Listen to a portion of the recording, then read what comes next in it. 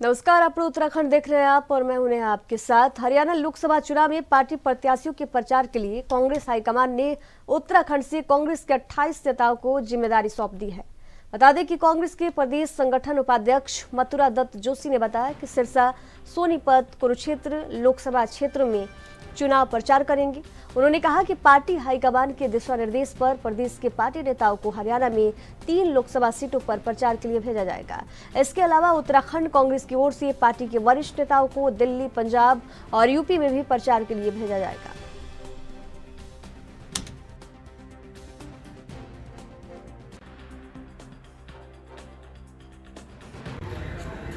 देखिए, अखिल भारतीय कांग्रेस कमेटी के निर्देश पर दिल्ली, पंजाब और हरियाणा के लिए कुछ कार्यकर्ताओं की, नेताओं की लिस्ट हमसे मांगी गई थी।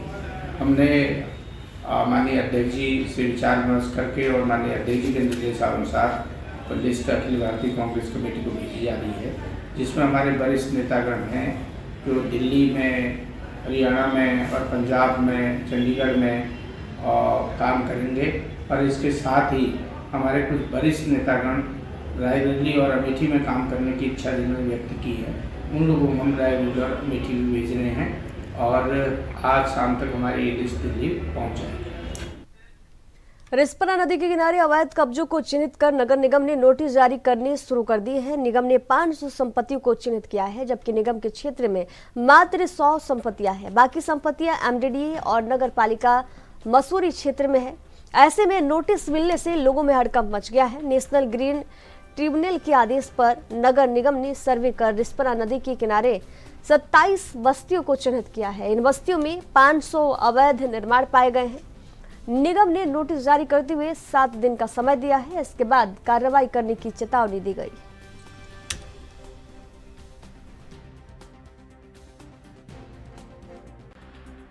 उत्तराखंड मैटर में जो माननीय एनजीटी के निर्देश थे, जिसके क्रम में हमको रिवर बॉडी से एनक्रोचमेंट रिमूव करना था, तत्क्रम में टास्क फोर्स बनाई गई थी और उसके द्वारा सर्वे किया गया था। अभी उसमें रिस्पना वाला सर्वे टीम के द्वारा किया गया है। रिपोर्ट मुझे कल शाम प्राप्त हो गई है। उसमें कुछ अतिक्रमण चिन्हित किए गए हैं और अतिक्रमण अलग अलग स्टेक होल्डर्स के हैं। कुछ एमडीडीए के हैं, कुछ नगर निगम देहरादून के हैं, कुछ नगर पालिका मसूरी क्षेत्र में भी हैं। तो एमडीडीए और नगर पालिका मसूरी को हमारे द्वारा सूचित किया जा रहा है डिटेल्स के साथ कि वो उन पर अपने स्तर से कार्रवाई करें। जहाँ तक नगर निगम देहरादून के अंतर्गत होने वाले अतिक्रमणों के बारे में है, तो उनको हम आज नोटिस इश्यू कर रहे हैं। आज शाम तक हम उसकी तामीली करा देंगे। 7 दिन का उनको हमारे द्वारा समय दिया जा रहा है। यदि उनके द्वारा उनके पास कोई ऐसा साक्ष्य है जो साबित कर सकें कि उनका अतिक्रमण 11 मार्च 2016 से पूर्व का है, तो वो बता दें, अन्यथा अपना अतिक्रमण हटा लें। उसके उपरांत अतिक्रमण हटाने की कार्रवाई नगर निगम के द्वारा विधि संगत प्रक्रिया अपनाते हुए की जाएगी। तो आप सर विधायक सुमित हृदविस ने नेतृत्व में आज कांग्रेस कार्यकर्ताओं ने प्रदेश सरकार के खिलाफ मोर्चा खोल दिया और जमकर व्यंग्यवाद चलाते हुए सरकार की नाकामियों को लेकर नारेबाजी की। वक्ताओं ने कहा कि सीएम साहब जंगल की आग को लेकर ऐसी तैयारियों की बात कर रहे हैं जैसे वन विभाग के अधिकारी कर्मचारी मुंह में पानी भरकर जंगल की आग पर काबू पा लेंगे। जगह पूरी राख में तब्दील हो चुके हैं और सीएम साहब उड़न खटोले में बैठकर केवल धुआं देख रहे हैं और चुनाव प्रचार में जुटे हैं।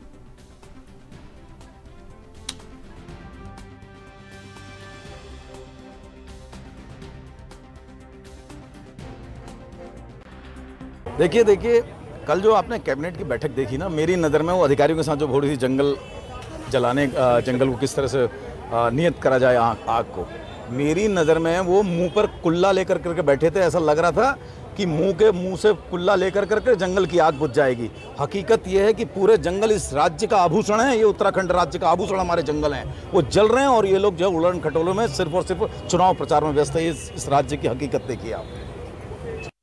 बिजली का संकट गहराता जा रहा है। कल माननीय मुख्यमंत्री जी आए तो कल कटौती हुई नहीं, लेकिन आज जैसे मुख्यमंत्री जी यहाँ से गए, आज सुबह से आपने देखा होगा बिजली की लगातार कटौती हो रही है। कभी 13 घंटे, कभी 6 घंटे। इतनी गर्मी में लोगों को परेशान करने का संकल्प इस डबल इंजन की सरकार ने ले रखा है। उसके बाद पानी की किल्लत की बात करें, नलकूप सूख चुके हैं, जल स्तर गिर चुका है। हिमपात नहीं होने की वजह से वैसे ही जल का भारी संकट इस बारी हम लोग को उसका सामना करना पड़ेगा। और सरकार कहीं पे भी वैकल्पिक व्यवस्था की तैयारी के लिए नहीं हमें दिख रही है। और साथ ही साथ वन अग्नि जो लगी है, 600 हेक्टेयर से ज़्यादा जंगल हमारा जल चुका है। लगातार इस पे कहा जा रहा है, कल प्रमुख सचिव ने बयान दिया है कि इस 24 घंटे में कहीं नई आग नहीं लगी है, लेकिन ये लगातार ये हर वर्ष होता है, सबकी आंखों के सामने होता है और सरकार सोई रहती है। और बड़ा विषय एक और आ गया है, हमारे जो अधिवक्तागण हैं उनके साथ अन्याय होने की तैयारी हो रही है कि ऋषिकेश में अब एक बेंच जाएगी, तो हम सारे जो कुमाऊं के अधिवक्ता हैं उनके साथ खड़े हैं। उत्तराखंड में अब लोकसभा चुनाव की मतगणना होने के तत्काल बाद निकाय चुनाव प्रस्तावित है, लिहाजा निकाय क्षेत्रों में मतदाता सूची में नाम जोड़ने का सिलसिला शुरू हो चुका है। कुमाऊं के सबसे बड़े नगर निगम हल्द्वानी में निर्वाचन विभाग के निर्देश के अनुसार 15 मई तक प्रत्येक वार्ड में मतदाता सूची में छूट गए मतदाताओं के नाम जोड़ने का काम किया जा रहा है। सिटी मजिस्ट्रेट AP वाजपेयी का कहना है कि निकाय क्षेत्र में छूट गए मतदाताओं के नाम जोड़ने के लिए 15 मई तक व्यापक शिविर का आयोजन किया जा रहा है। साथ ही मतदाताओं से अपील की गई है कि अपने क्षेत्र में सभी मतदाता सूची में अपना नाम चेक कर ले और यदि किसी का नाम नहीं है तो वे अपने नामों को जुड़वा सकता है। आयोग द्वारा ये निर्देश दिए गए हैं कि जो हमारी वार्ड की मतदाता सूचियां हैं उनका प्रकाशन पूर्व में किया गया था, उसके बाद भी कई माध्यमों से ये सूचनाएं प्राप्त हुई थी कि कुछ लोगों के नाम मतदाता सूची में दर्ज होने से रह गए हैं। तो उसके लिए एक विशेष अभियान चलाया जा रहा है जिसमें 9 तारीख से 15 मई तक 1 जनवरी 2024 की अहर्ता के आधार पर नाम जोड़े जा सकते हैं। अपने नाम या अन्य जो उसके विवरण हैं, यदि उसमें कोई त्रुटि है उसमें सुधार किया जा सकता है या डिलीशन किया जा सकता है। इसके लिए हमने जो नगर निगम हल्द्वानी के 60 वार्ड हैं, प्रत्येक वार्ड में एक स्थान पर विशेष शिविर लगाया गया है और वहां पर मतदाता सूची और प्रपत्रों के साथ गदरपुर 15 बटालियन NDRF ने खंड विकास अधिकारी कार्यालय में सामुदायिक जागरूकता कार्यक्रम के तहत मानव जनित और प्राकृतिक आपदा से बचने के लिए खंड विकास अधिकारी कार्यालय के कर्मचारी अधिकारी और साथ ही राजस्व विभाग के अधिकारियों को आपदा से बचने और दूसरों की मदद करने के गुण सिखाए। इस मौके पर बोलते हुए इंस्पेक्टर 15 बटालियन NDRF लक्ष्मण प्रसाद ने बताया कि प्राकृतिक और मानव जनित आपदा में लोगों की किस तरह से जान बचाई जाए, आपदा न्यूनीकरण के कार्य किस तरह से किए जाए। इस संबंध में 15 बटालियन NDRF और तहसील और ब्लॉक के कर्मचारी यहां मौजूद थे। यहां पर इन सभी लोगों को आपदा से बचने और बढ़ाने के गुण भी सिखाए गए।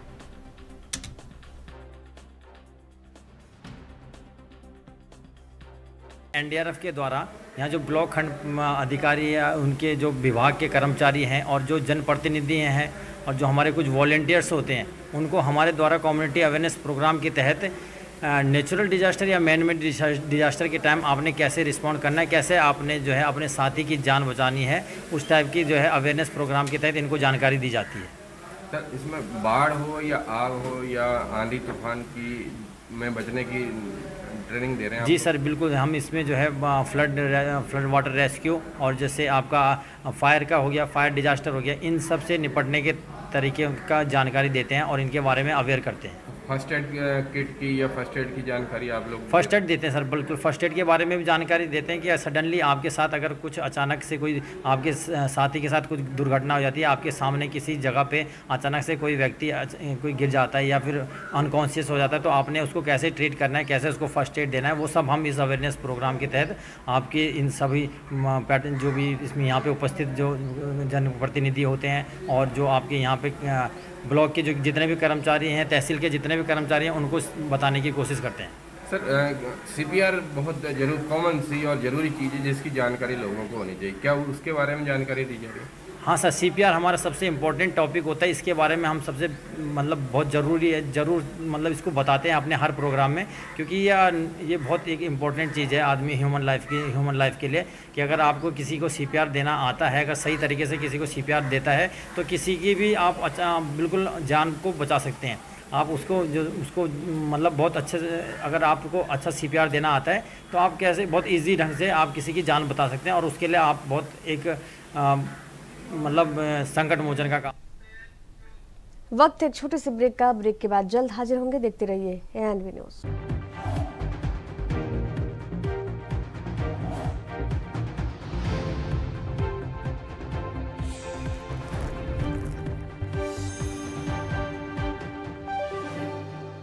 ब्रेक के बाद एक बार फिर से आप सभी का स्वागत है। बढ़ेंगे अगली खबर की ओर। डेंगू चिकनगुनिया के लिए स्वास्थ्य विभाग द्वारा जारी की गई एडवाइजरी को लेकर देहरादून जिला प्रशासन अलर्ट मोड पर नजर आ रहा है।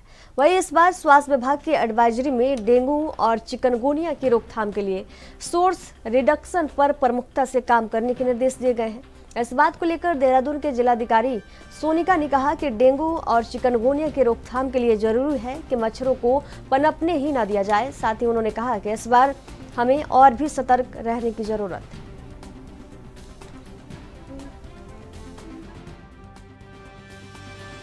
जैसे मैंने पहले भी बताया कि डेंगू में सबसे बड़ा इशू जो होता है वो सोर्स रिडक्शन का ही होता है कि पनपने ही ना दिया जाए मच्छर को। तो उसके लिए जो पहले भी हमारी टीम जाती थी और इस बार हमने और ज्यादा सतर्क होना है क्योंकि पिछली बार काफी केसेस आए थे। तो हम लोग डोर टू डोर जो हमारी नगर पालिका और नगर निगम की टीम है वो जाके सोर्स रिडक्शन का कार्य करेगी। लेकिन लोगों को भी उतना ही जागरूक होना पड़ेगा। मेरा ये मानना है कि अपने घरों में पानी इकट्ठा ना होने दे, मच्छर को ना पनपने।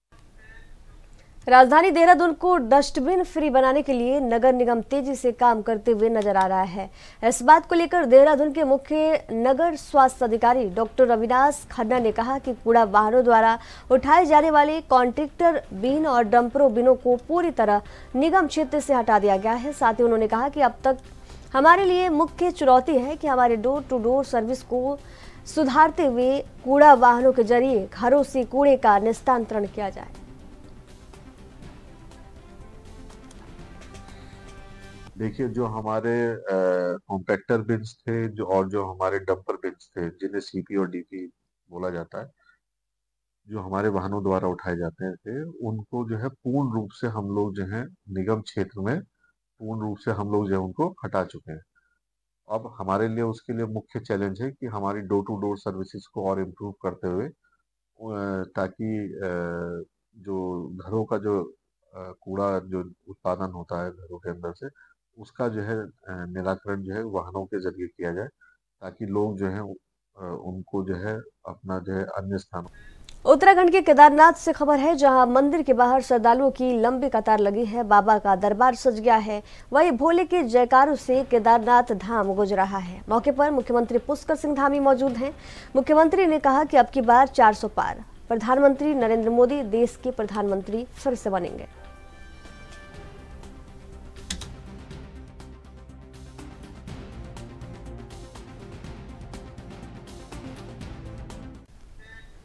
एसएसबी सीमांत मुख्यालय रानीखेत के द्वारा केंद्र सरकार की बहुआयामी कार्यक्रम मेरी लाइफ कार्यक्रम के दौरान रानीखेत बाजार और आसपास के नलों में स्वच्छता अभियान चलाया गया, जिसमें एसएसबी के जवानों, अधिकारियों और छावनी परिषद के अधिकारियों और कर्मचारियों सहित स्थानीय लोगों ने रानीखेत बाजार में स्वच्छता को लेकर जागरूकता रैली निकाली।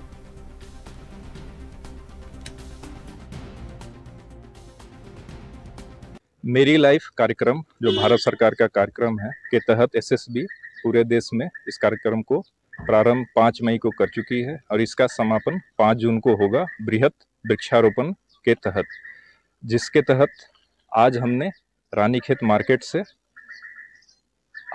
रानीखेत कैंटोनमेंट बोर्ड और यहाँ के जो लोकल पब्लिक है उनके साथ मिलके हमने सफाई अभियान मार्केट से लेके रानी झील वाटर सोर्स तक किया है। और ये कार्यक्रम 5 जून तक चलेगा, जिसमें एसएसबी की तरफ 9 जो है कार्यक्रम को किया जा रहा है, जिसमें इसका प्रमुख उद्देश्य है पर्यावरण को सुरक्षित करना, जो वाटर रिसोर्सेज हैं इनको सुरक्षित करना, उनकी सफाई करना है, जिससे हम स्वस्थ जीवन जी सके। साथ ही इसमें और भी कार्यक्रम होंगे जिसमें हम गरीब बच्चों और जो पब्लिक है उनको वस्त्र, यूटेंसिल्स और बुक्स प्रदान करेंगे। साथ ही स्वस्थ जीवन जीने के लिए जो पर्यावरण को हमें सुरक्षित रहना है, प्रमुख उद्देश्य है, उसको हमें साफ सफाई करनी है। देवभूमि उत्तराखंड में चारधाम यात्रा अब शुरू होने वाली है, जिसे लेकर ऋषिकेश में चारधाम यात्रा के लिए बसों और कमर्शियल वाहनों को हरी झंडी दे दी गई है। इस बात को लेकर आरटीओ प्रशासन सुनील शर्मा ने कहा कि ऋषिकेश से चारधाम यात्रा के लिए 160 से अधिक बसों को रवाना किया गया है। साथ ही उन्होंने कहा कि पर्यटन और परिवहन विभाग द्वारा हर व्यक्ति के लिए अच्छे से अच्छे और सुरक्षित वाहन कम दाम में उपलब्ध कराने की व्यवस्था की गई।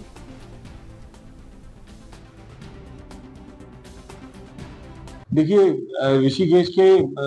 ऋषिकेश से आज इनॉग्रेशन हो गया है चारधाम यात्रा का, जिसमें 160 से अधिक तो बसें ही चली गई है।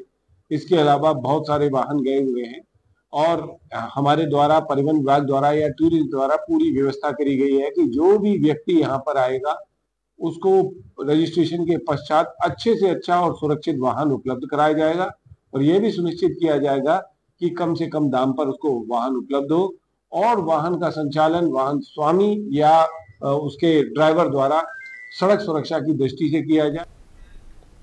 शहर से लगातार हो रही बाइकों के राज से आखिरकार पर्दा उठ गया है। पुलिस ने आरोपी को पकड़कर उससे 5 बाइकें भी बरामद कर ली है। एसएसपी प्रहलाद नारायण मीणा ने पत्रकार वार्ता करते हुए बताया कि शहर के अलग अलग क्षेत्रों से लगातार बाइकें चोरी हो गई थी, जिस पर पुलिस टीम ने सीसीटीवी कैमरों की मदद से एक संदिग्ध को ट्रैक किया और आखिरकार आरोपी को पकड़ लिया गया। पकड़े गए आरोपी का नाम साहिल है, जो मूल रूप से रामपुर का रहने वाला है और यहां हल्द्वानी के बनभुलपुरा इलाके में रहकर रंगाई पुताई का काम कर रहा था। आरोपी ने बताया कि चोरी की बाइकों को बेचने के फिराक में था और वे बाइक के लॉक मास्टर चाबी की मदद से खोल लिया करता था। आरोपी के खिलाफ पहले भी रामपुर में 3 मुकदमे दर्ज।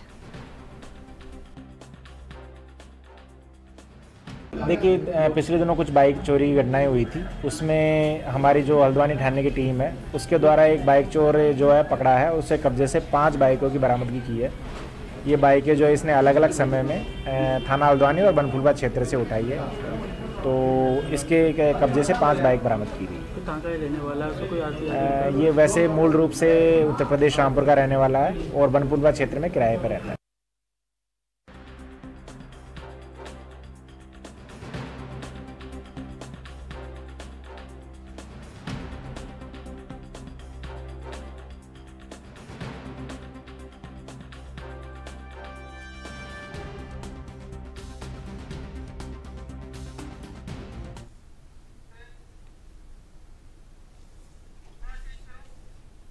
तो आज पूरे शहर से लगातार चोरी हो रही बाइकों के आखिरकार पर्दा उठ गया। पुलिस ने आरोपी को पकड़कर उसके पास से 5 बाइकें भी बरामद की है। एसएसपी प्रहलाद नारायण मीणा ने पत्रकार वार्ता में इस बात की जानकारी दी है।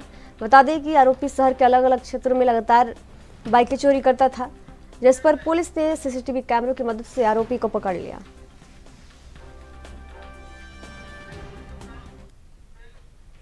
अब उत्तराखंड के खबरों के सफर में फिलहाल दीजिए जाने की इजाजत। देखते रहिए एएनबी न्यूज। नमस्कार।